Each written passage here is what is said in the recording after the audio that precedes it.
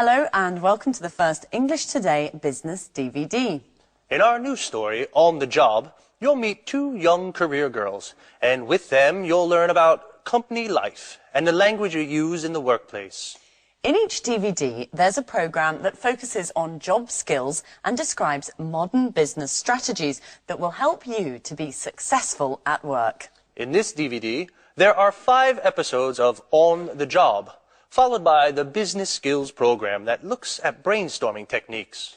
Then we'll look at how to talk about work, how to describe a company, its organization and its development. Finally, we'll look at how to talk about markets. So, enjoy your viewing. Oof. This report is so boring. Numbers, accounts and statistics. I hate it. I'm an artist. When I was younger, I used to write short stories, novels, poems, and I was good at it. What has happened to my inspiration? What am I doing here? A publishing house, that's where I would like to work. Okay, Victoria, stop dreaming. Let's get back to the report. The boss wants it on his desk at 5 this afternoon. Oh, isn't there anything more interesting to do? Like listening to some good music.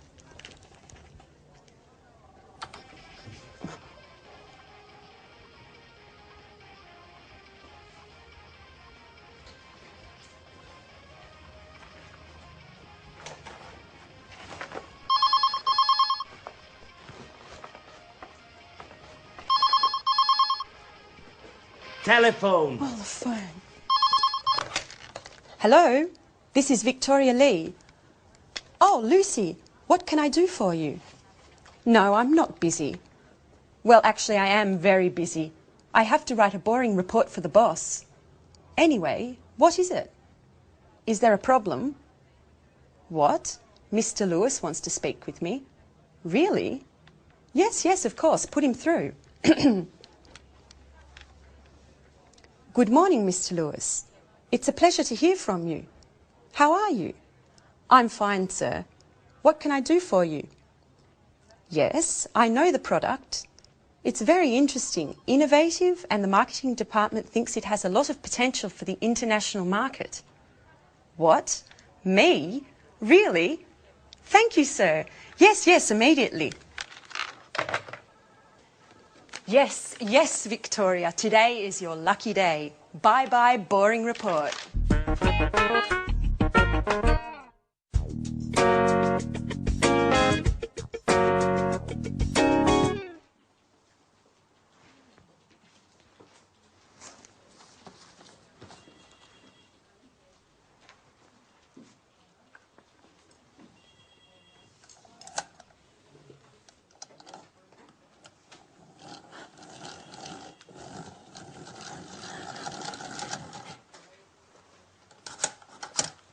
So, you are Anne Baxter.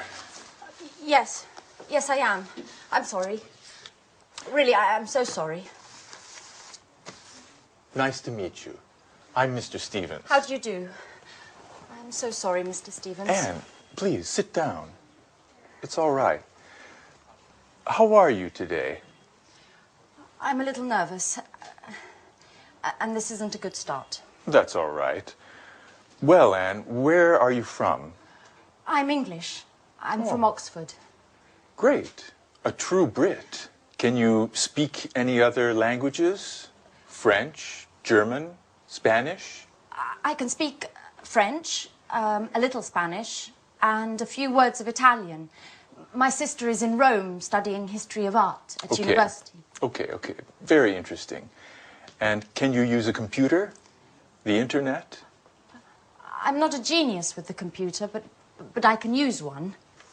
Great, Anne. I have your CV here, and I see you already work here. What do you do exactly? I do this and that. I usually work from home. I have an office in my room with a big desk and 2 chairs. And Fine. That's fine. And do you live alone? No, I share a flat with my Australian friend Alice. And there's a new flatmate now. His name is Jack. He's from New York. He's very nice. That's fine. That's fine. Great, and you're very well prepared. You have a good education, and you're very precise. You're just the person for this internship. Oh, thank you, Mr. Stevens. Thank you so much for this opportunity.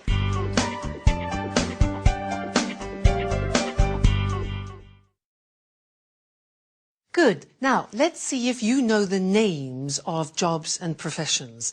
I will mime a job and a profession. You try and guess what it is. All right? Number one. What's this? What's my job?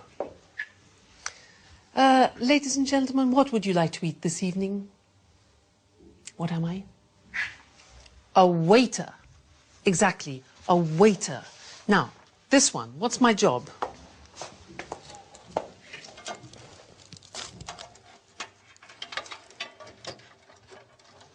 Difficult job. I'm a computer technician. A computer technician. Okay, next one. This one.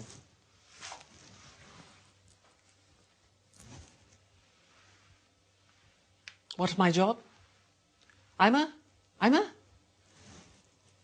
No, I'm not a policeman. I'm a policeman. A policeman. Be careful of the pronunciation. Next. What's my job?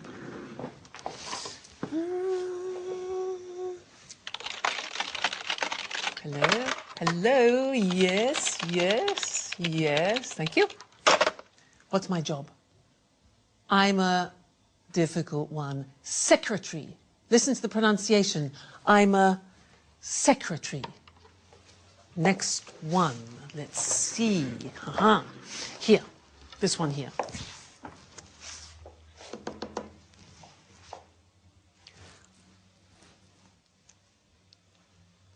What's my job?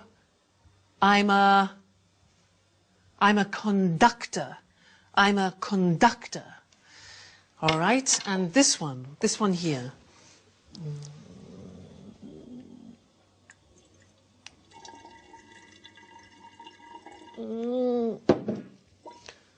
I'm a scientist. Again, a difficult pronunciation. Scientist. This one here. That's 78 for the chips, and then 20 for the chicken. That makes... that'll be €79, madam. Thank you. I'm a cash assistant. A cash assistant. All right. Next one. This one here. Follow me.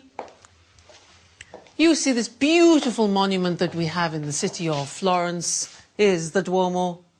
What's my job? I'm a tourist guide. Listen to the pronunciation. I'm a tourist guide. This one, this is difficult. Ladies and gentlemen of the jury, I believe that this man is innocent. My job? I'm a lawyer. A lawyer. Next, this one.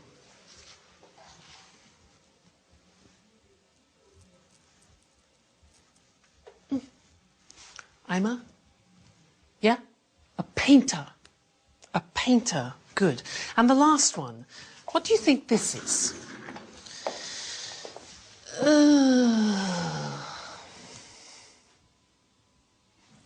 I'm retired. I have no job. I'm retired. So, what's your job? What's your father's job? What's your mother's job? Well, let's look at the screen together and check the spelling and the pronunciation of the jobs we've just looked at. All right, so here's the screen. Good. The question is, what's your job? So, the first one, I'm a waiter. Where does a waiter work? Exactly, in a restaurant. Next one, I'm a computer technician. Where does he work? exactly? In a company. I'm a policeman. Where does a policeman work? In the police headquarters. Headquarters. All right? Next. I'm a secretary. Pronunciation, secretary. Where do I work?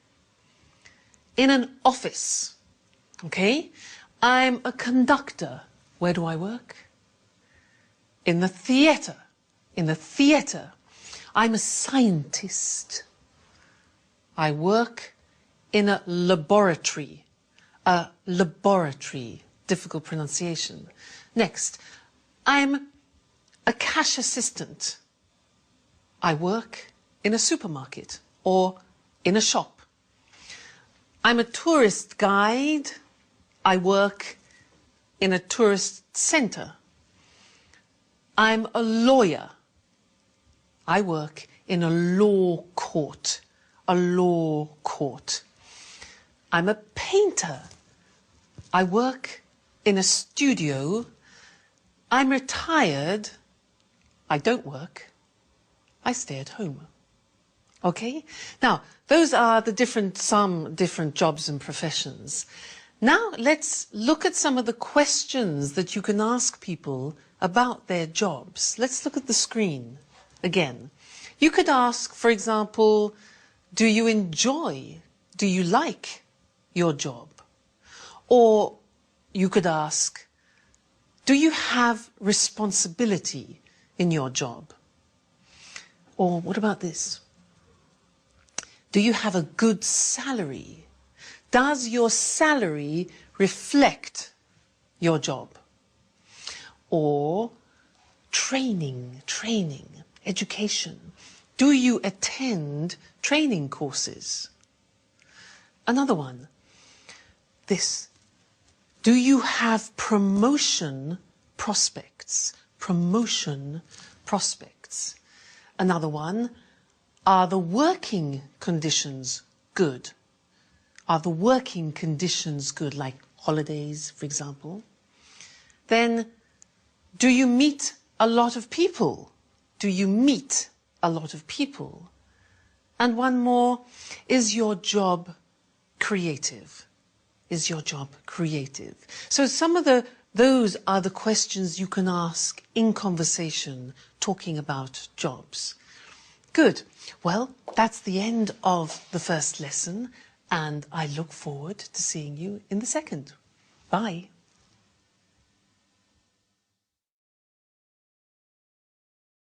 Hello, and welcome to Business Talk, the program dedicated to talking about business skills and techniques. Today's program is all about brainstorming, a very popular conference technique designed to obtain the maximum number of ideas relating to a specific subject. In a bit, Lucy and I will give a short demonstration so you can see what it is all about. But first of all, what does brainstorming mean? And why is it used? Well, people put their ideas together with the aim of finding a solution to a specific problem. Exactly. It's a group activity. All the members suggest ideas and their contributions then stimulate new ideas. And the first rule is any idea is acceptable. Sometimes it's the most outrageous idea that can help generate a solution to the problem. The ideal number of people for a brainstorming meeting is from 3 to 8. Too many people could get a bit out of hand. Well, even 8 people calling out ideas and making comments could get chaotic, so it's useful to have a facilitator, a person who doesn't contribute but keeps this session on course and records the ideas on a flip chart. And although this is a common technique used in the corporate world, you might be surprised to know that during a brainstorming meeting, all hierarchy and roles disappear. The philosophy behind this strategy is to create a real sense of democracy within the group, so that everyone feels their opinions are valued. Now, there are certain principles to follow so that brainstorming works well. But before we look at these, let's do a little brainstorming so you actually see how it works. Okay, now there are only 2 of us, and there should really be 3 or more people in a brainstorming meeting, but this is just to give you an idea. So listen carefully to the language we use. Let's imagine this situation. Our company needs to increase its production space. A brainstorming meeting has been organized to gather some ideas. Let's start. How about opening a second factory somewhere? What if we close this factory and open a larger factory out of town? Let's explore the possibility of opening a larger factory for production and keep this space to make the shop bigger. Perhaps we could rent the building next to the factory. Why don't we look into renting part of the building next door? What about sharing a production space with another company? Couldn't we examine the possibility of building a third floor? Let's try to reorganize the space we have. What if we organise 4 shifts a day instead of 3? We could relocate our administrative staff and keep production here. How about keeping the production here and renting some office space for the administrative staff? Would we be able to reorganize the shop floor space? Why don't we try moving all the production to China? We could move part of the production to China. What about closing part of the production line? Couldn't we rethink the production line? How about keeping the production of smaller items here and moving the production of larger items to China? Okay, we're going to stop here because we're running out of time, but this process could go on for much longer until enough ideas have been collected. At this point, a short list is made of the best ideas so that they can be carefully evaluated by considering how each one would work in practice. So the aim is to conclude the brainstorming session with 1 or 2 good ideas that can be put into action and hopefully solve the problem. Did you notice how we didn't stop to judge or analyze the ideas as they came up? Well, that's because if each idea were to be discussed during the actual brainstorming, the ball would never get rolling and too much time would be wasted. Another thing you may have noticed is that Lucy came up with an idea that had nothing to do with increasing the production space. She suggested working 4 shifts instead of 3, which wouldn't solve the problem of space at all. Yes, remember, all ideas are accepted during the brainstorming process because although an idea may seem silly, it might instigate other ideas that could instead give rise to a solution. Yes, actually, you suggested something interesting after the apparently irrelevant idea I had. Well, I'm afraid our time is up for today. See you soon. Bye-bye. Now, as we said in the programme, the language you use to put forward your ideas during a brainstorming session is really important. So, what kind of language should you use for brainstorming? Clear, well-structured sentences, for example, are essential for this technique to be effective. And don't use any imperatives or rhetorical language. Remember, the aim is to create democracy within the group, and everyone should feel that their ideas are valued. Do you remember how we make suggestions? Let's, how about? These are the expressions we use in a brainstorming session.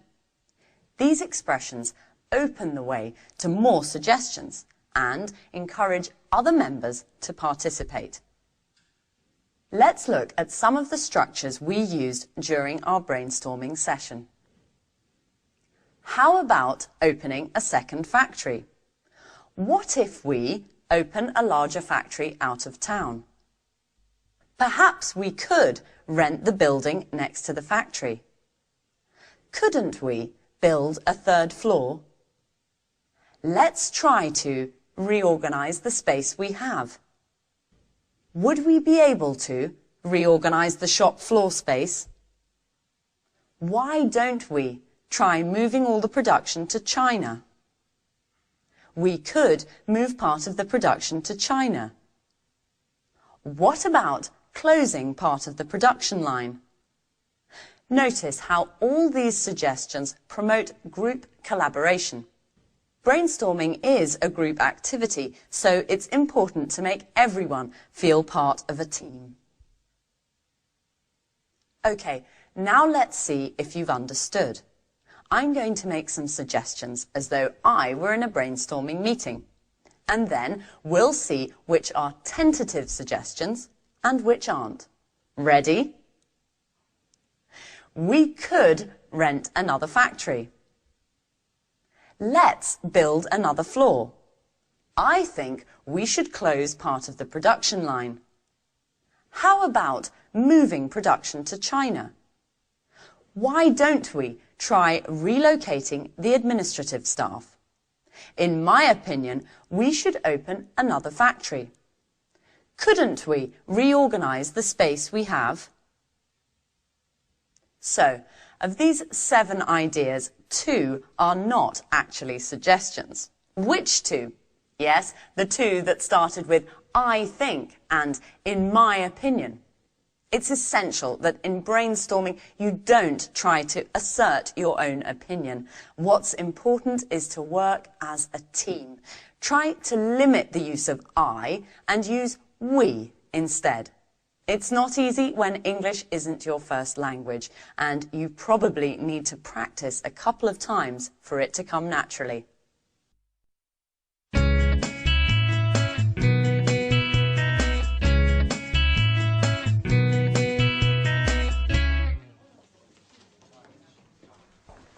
Right this way.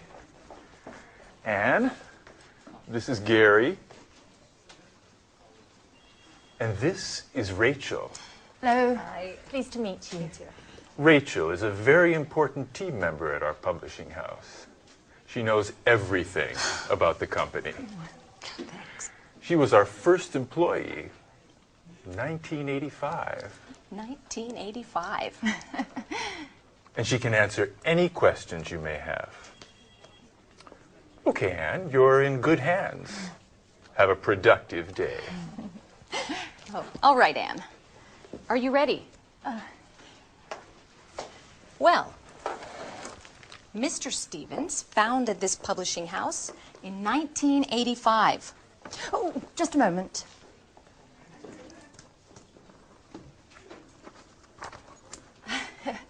Okay. I'm ready now. Our first product was a children's book. It was very successful and sold more than 3 million copies.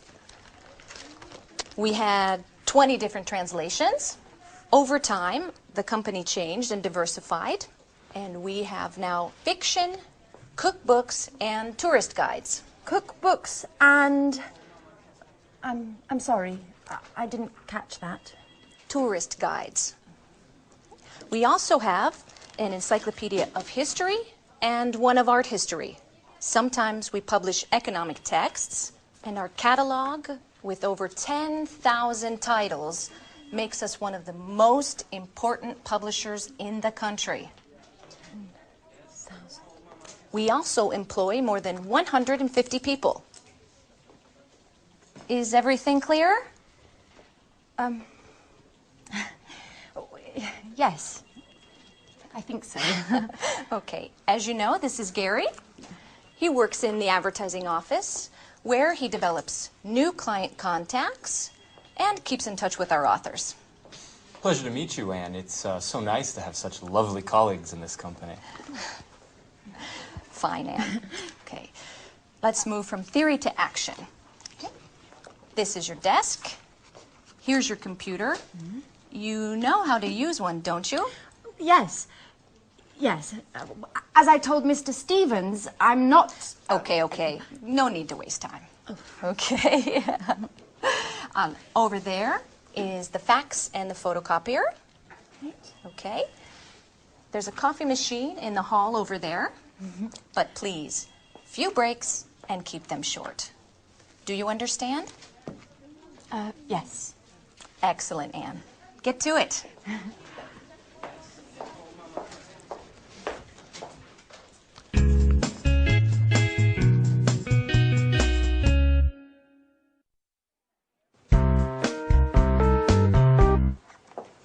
Oh, good morning, Mr. Chang. Excuse me, I was just rearranging my office. Take a seat, please. Thank you. It looks very nice here. Thank you. Well, before we begin to talk about our new product, I would like to give you some information about our company. Speedmaster Spectre is a multinational company which specialises in well-designed, high-tech sporting goods. Founded in Los Angeles in 1995, we now have 15 branches worldwide. That's very interesting, Mrs. Lee. How much is your company's revenue? Over the past few years, Speedmaster Spector's revenue has grown impressively. Today we have a turnover of more than 60 million euros of revenue. Our revenues abroad amount to more than 50% of that total. Very impressive. And what are your target markets? We have product lines for men, women and children with gear covering head to toe. Our brand is synonymous with reliability. Speedmaster Spector is trusted around the world and we are considered one of the leaders in our sector. Great. So, what can you tell me about this new product? This is a revolutionary new tennis shoe. It's extremely durable thanks to our high-quality materials. We're interested in the Southeast Asian market. We believe that these shoes are the right product for that market. And where are they manufactured? Right, that's our strength. We have factories that meet all work standards and regulations in the countries we would like to target. And what is your role, Mrs. Lee? In the past, I was responsible for the Southern European market. Just last week, I took on a new role to test and distribute our products into the Chinese market. It's a very challenging position. That could deliver positive results. Together we can do great things, Mrs. Lee. Well, goodbye, Mrs. Lee. This meeting has been very profitable for both of us. Let's talk soon. Thank you, Mr. Chang. And yes, let's meet again soon. Great. Bye-bye.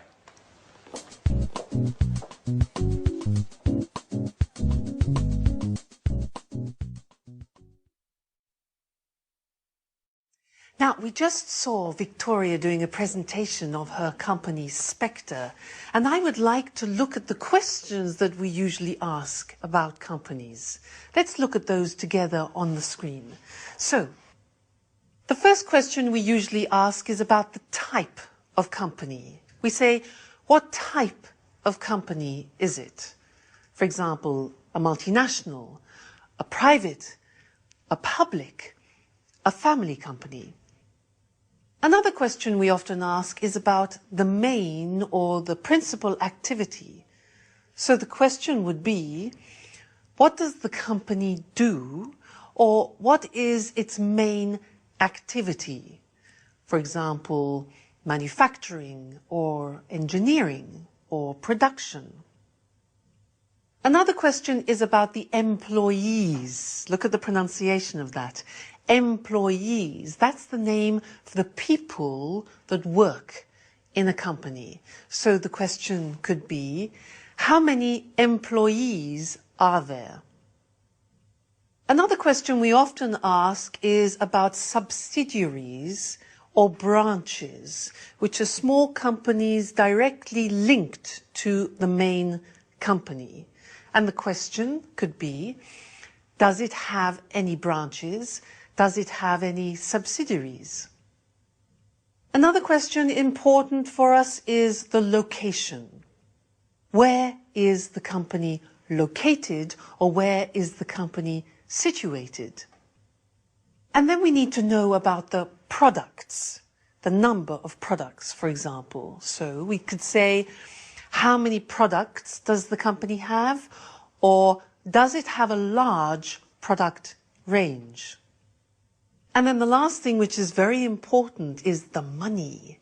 And when we talk about the sales, the profit, etc., we talk about turnover or revenue. And the question is, what is the annual turnover or revenue of the company? Okay, so those are typical questions. Now, let's look at some answers. In order to do this, I want to compare Spector, which Victoria works for, and then I want to look at the company that my brother owns, because my brother has his own company. He's the owner-manager of the company. He's the director. But it's very different to Spector. So let's look at the difference between them, and let's look at the screen. Now, if you can see, Spector is a multinational company. It's a very big company. But My brother's company, which is called Decorate, is a small family company. Now, Spectre specializes in sports goods, especially these high-tech shoes. But my brother's company, Decorate, produces kitchenware, objects like this. Kitchenware, things for the kitchen. The employees. Now, in Spectre, they have 1,500 employees. It's a big company. But in my brother's company, there are only 37 employees. Then the branches. Well, Spectre is a multinational. It has 15 branches and factories abroad. But my brother has only one head office.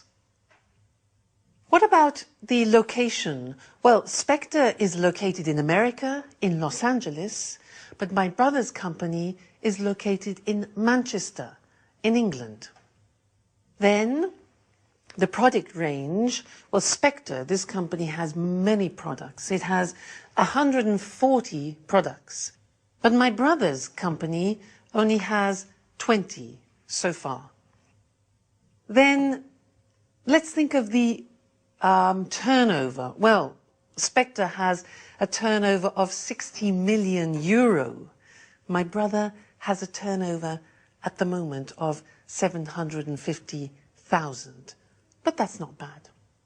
So that's the language that we use when we're talking about companies in general.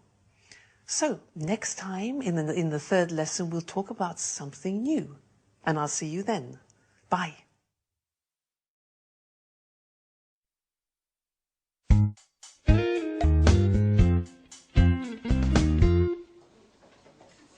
Good morning.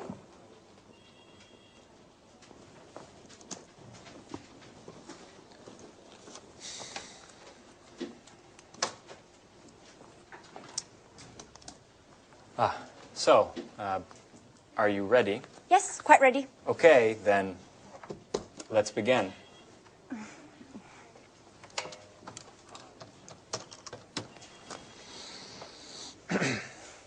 Hello, my name is Gary Reynolds from Pilgrim Publishing. May I speak to Mr. Jones? Mrs. Jones, how are you? And how is that wonderful apple pie of yours? I'm fine, thanks. Certainly, I'll hold. With a wink and a nudge, you can get whatever you want, even imaginary apple pie.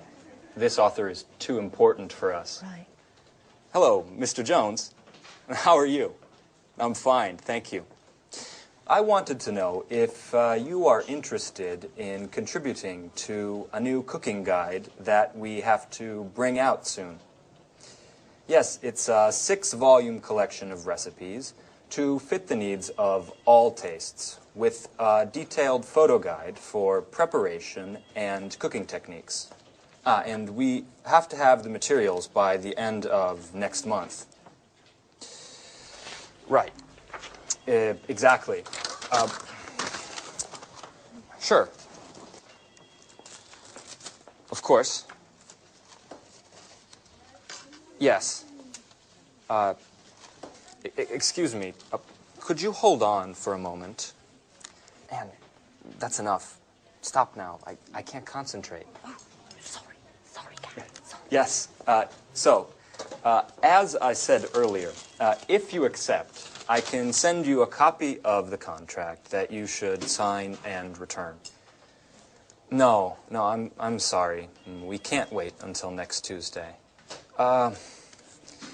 Well, I'll have to check with my boss. I need to ask Mr. Stevens if we can organize a meeting for next week. In the meantime, do you need any prep materials? No problem at all. I can send you an email immediately. Okay, goodbye. It was a pleasure speaking to you.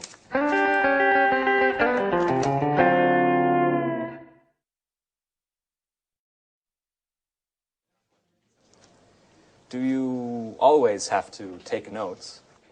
Yes, I do. I have to learn as much as I can, and well, there's so much to learn. I study my notes every evening.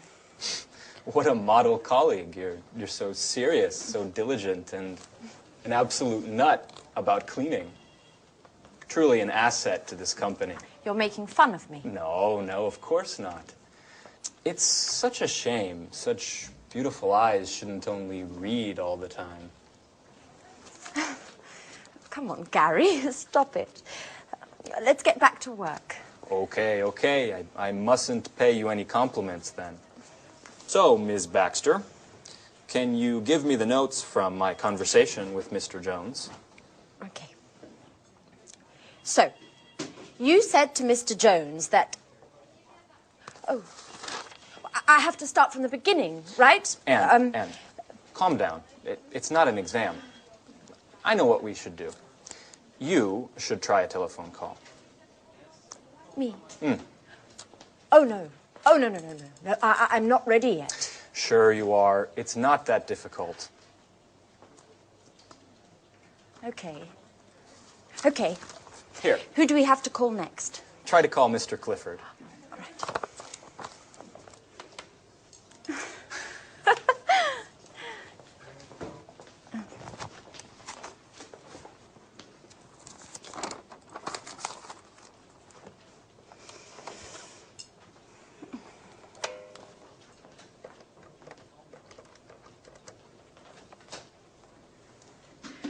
Hello, this is Anne Baxter from Pilgrim Publishing. Please may I speak to Mr. Clifford? Oh, I see. All right, thank you very much. Right, goodbye.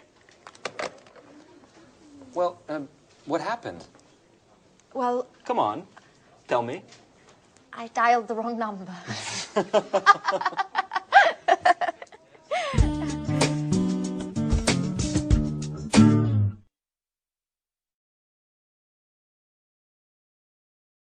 Good. Now, let's look at company organization. As I said before, companies are usually divided into departments. So let's look at some different departments in a large organization. For example, you can have human resources. Now, human resources is usually personnel, it's training. Training is like education, and it's wages and salaries. Human resources. Another department is finance. Now, in finance, you usually have the areas of purchasing, which is buying things, also customer accounts and other financial services. The next department is production. Now, in this particular department, you have producing the goods, you check the quality, you do the packaging, and you distribute the goods to customers. That's production. And the last one we're going to look at is marketing. And in marketing, you advertise the product and you organize sales. So, here they are: human resources, finance, production, and marketing. Now it's your turn. I am going to describe some activities in these departments, and you must decide which of the department the activity is in, okay? I'll give you an example. For example, which department recruits staff? Recruits, that's a difficult verb, takes on staff. Which one? Human resources, finance, production, marketing. Exactly, human resources. Now, you go. Which department creates an image? Creates an image. Marketing. Good. Next one. Which department manufactures and produces the goods? Oh, it's easy. Production. All right. Next one. Which department, very important, pays salaries? Salaries. Human resources, exactly. Next one. Which of these departments packs the goods in boxes and in crates? Which packs the goods? Packaging. Marketing, no.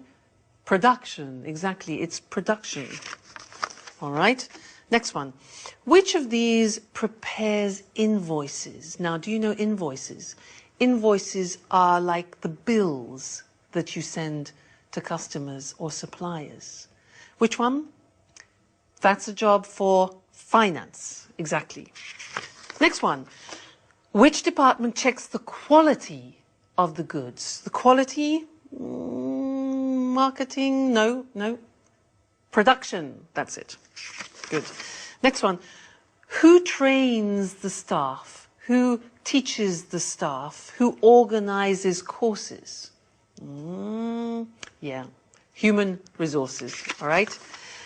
Now, who dispatches the products? Dispatches, that sends the products. Which one? It is production, actually. It's production. This is easy. Which one designs an advertising campaign? An advertising campaign, obvious. Marketing. Okay. Who does the budget, taxes, and investment? Clear, yeah? That's finance. Finance department, taxes. Now, who purchases? That's a difficult verb. Who purchases? That means buys. Who purchases supplies? Who purchases things for the company? Which one do you think? Marketing, production, human resources? Well, actually, it's finance. Finance. They purchase. And the last one, who plans the method of sales, the method of selling it to the public? Human resources, finance, production, marketing? Marketing. Fantastic.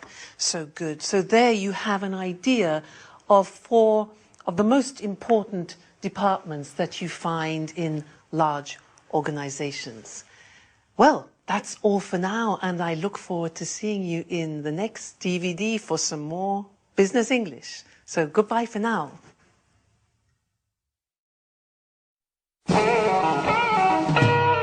So, Mr. Stevens, may I begin to explain our typographic services? Just a moment, Mr. Richardson.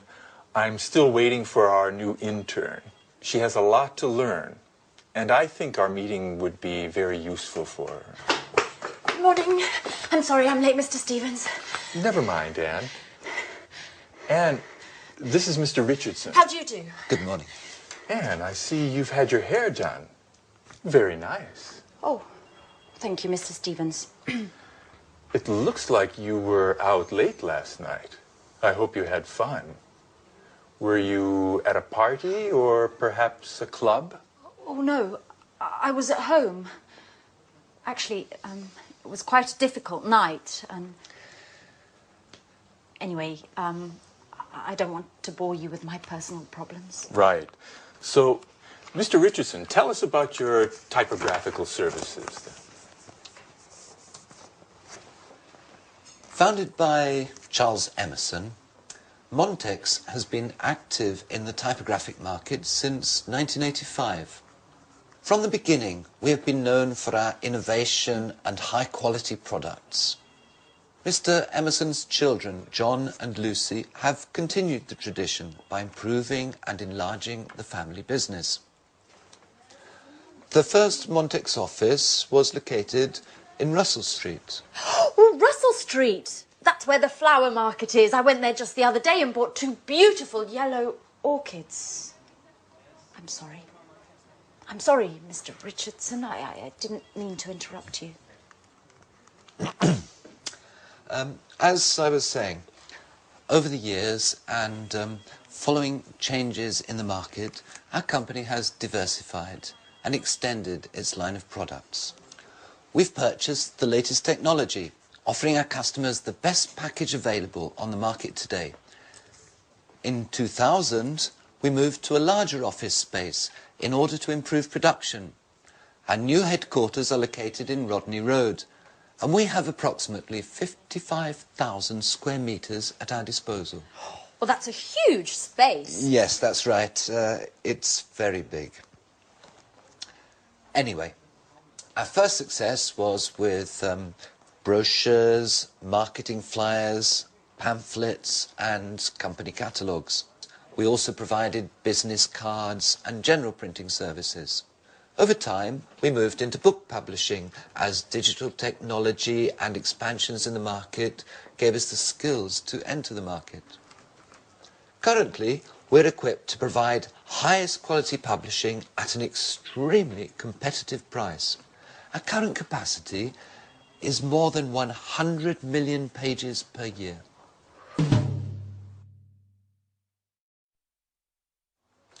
So, Anne, have you understood everything?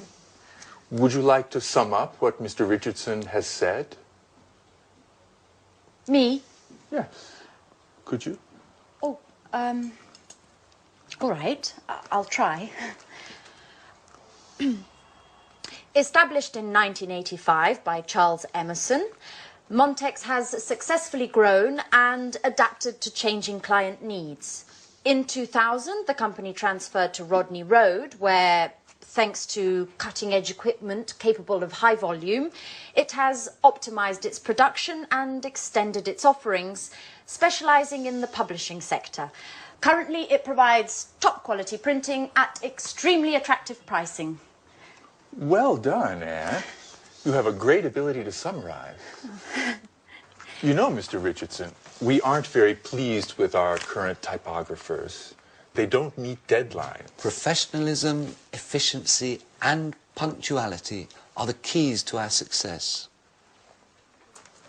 Do you know that in just a few years the number of Montex clients has grown by 100%? And what sort of printing do you principally use? Digital printing and offset printing in the case of high density needs. What? Offset printing? Young lady, you work for a publishing house and you don't know what offset printing is? No, sir. I'm afraid I don't. Is it important? Anne, offset printing is the classic way in which a graphic project done on a computer is converted to the final printed page. I get it. I get it. Well, it is important. It's extremely important. What an idiot I must seem. I basically told you I have no technological know-how.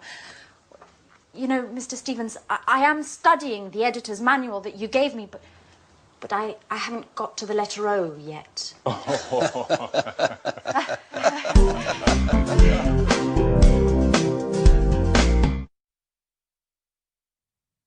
So in that scene, you saw Mr. Richardson talking about the history of his company. Now, to help you understand the language, I would like to talk to you about my brother, because he has a company of his own, which he opened in 1993. And it's really interesting, because one day when he was in a cafe with a friend of his, he had an idea. They were sitting at a table, and between them they had an object, something like this. It was transparent with petals inside it. And he thought, well, wouldn't it be fantastic if they could fix that idea? So what he did is he designed a prototype. This is the example. And he made the first prototype of plexiglass. And you can see inside there are real natural objects in the plexiglass. Then he did some market research to see if people would like objects like this. And he found some potential customers. So then he looked for some suppliers, people who would sell him the plexiglass. Then he needed the money. So he asked some banks for financial support, and he set up, or he established, a company. He formed a partnership with his friend, and then he invented a name. Now, the name of the company is Decorit.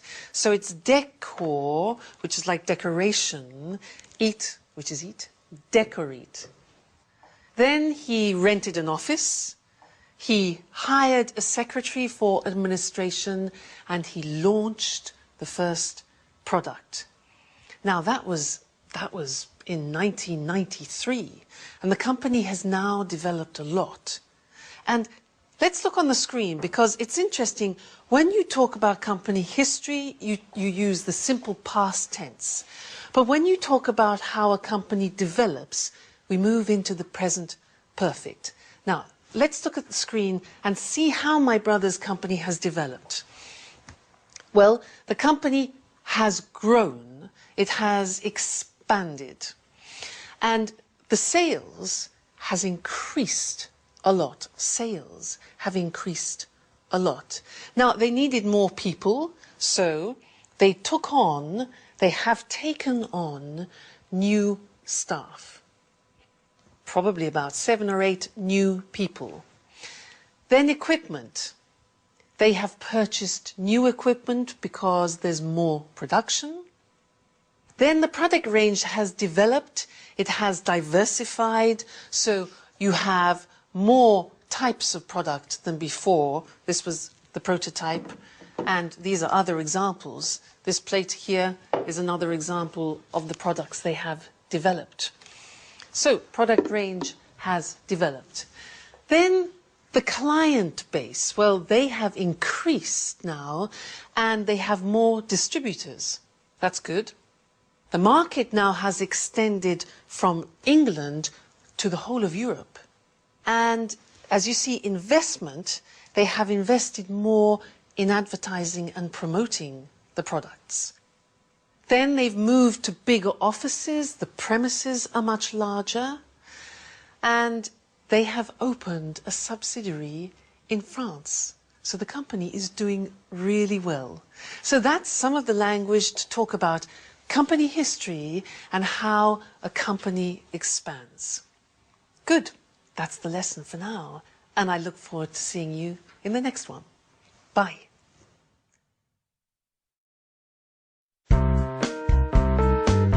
We're meeting here today to show Mr. Chang our new Smarty tennis shoes. These innovative shoes are made of high-quality materials and are perfect for the Southeast Asian market, which, as we all know, is expanding rapidly. We're especially interested in the Chinese market, which is growing at a pace much faster than the rest of the world. Excuse me for a moment. Henry? Hi. I'm sorry, but I'm in a meeting right now. Let's talk later, okay? All right, tell me, but hurry up. No, Henry, I never told John he could watch TV all day. He must have misunderstood. All I said was that he can watch all the TV he wants, but only after doing his homework. This really isn't the right moment, Henry. I'm sorry. Can we continue this conversation later on this evening?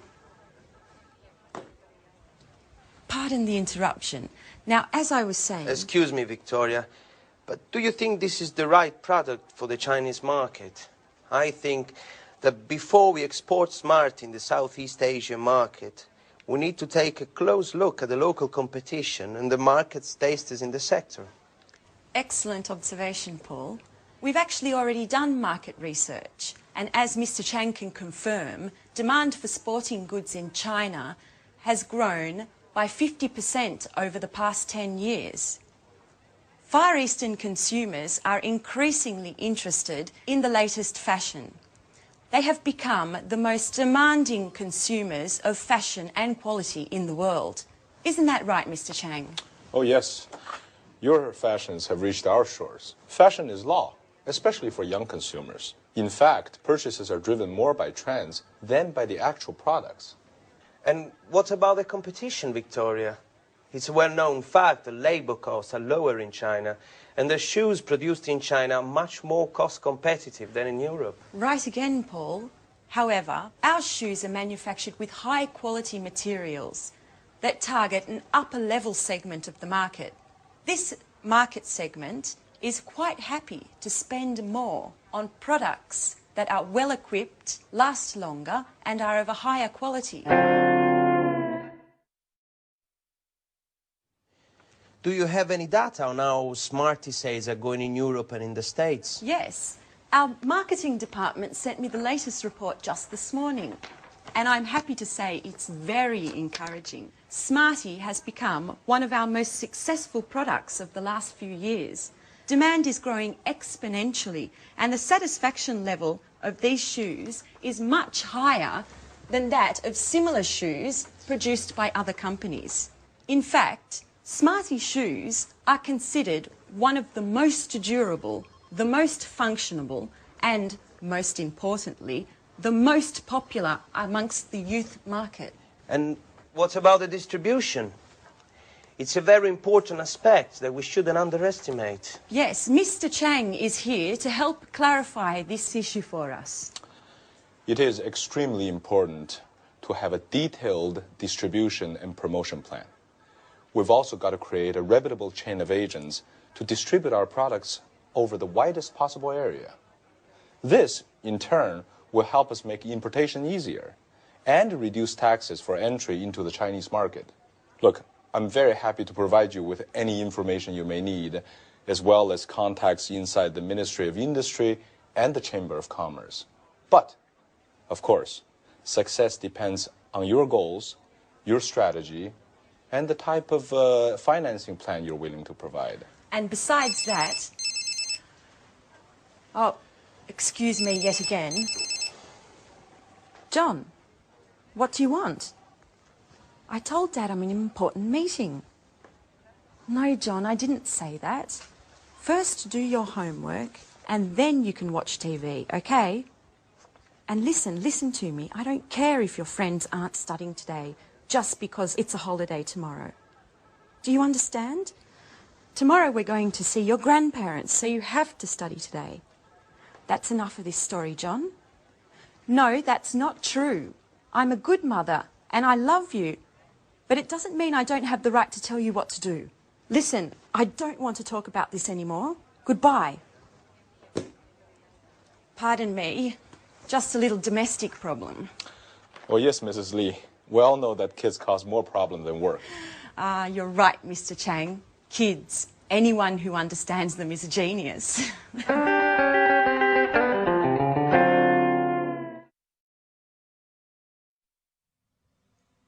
So in that scene, there were some examples of the language we use when we talk about markets. To help us understand that language more, let's go to the computer and see it. So, if a company wants to go into a new market, we talk about it as entering a market or even penetrating a market. Now, if a market has been there for a while, we say that the market is established or it's well established. But often, markets change. If they improve, we talk about the market situation growing or increasing. But if the opposite happens, we say that the market shrinks, it's shrinking or it's decreasing. However, if we find a change which is uneven, we say that the market is fluctuating, that it's changing. Or, if there is no change, we talk about the market as being stable. If the market is full and there is no more room to promote or sell your product as a company, we say that the market is saturated. So those are the typical words that we use when we describe markets. Now, also in the scene that we saw with Victoria, they talked a lot about China and Europe, the difference between the two areas. Now, China is an important country which is coming up.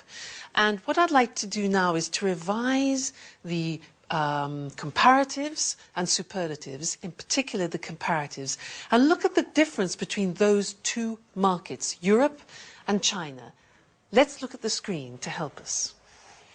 Here. Now, if we think about market growth, in general, market growth in China at the moment is faster.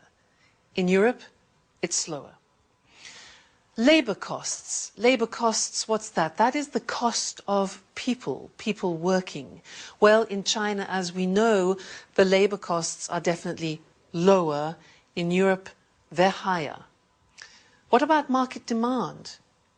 Well, at the moment, the demand for new products and services in China is much greater than in Europe. In Europe, it's less.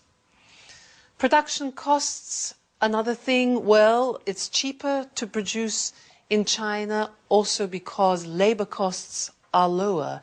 In Europe, it's more expensive. So many companies are moving to China for that reason. How about production time? Well, usually it's much shorter. It takes less time to produce in China than it does in Europe, where it's longer. But what about high tech? Well, usually high tech in China is less advanced than it is in Europe. Europe is still more advanced. That might change, though. And then design. Well, I would say that in China the situation is more traditional, whereas in Europe we are still more innovative. We're more innovative. So that's an example of how you can compare different world markets. Great. Well, thank you, and I'll see you in the next lesson for something new. Bye.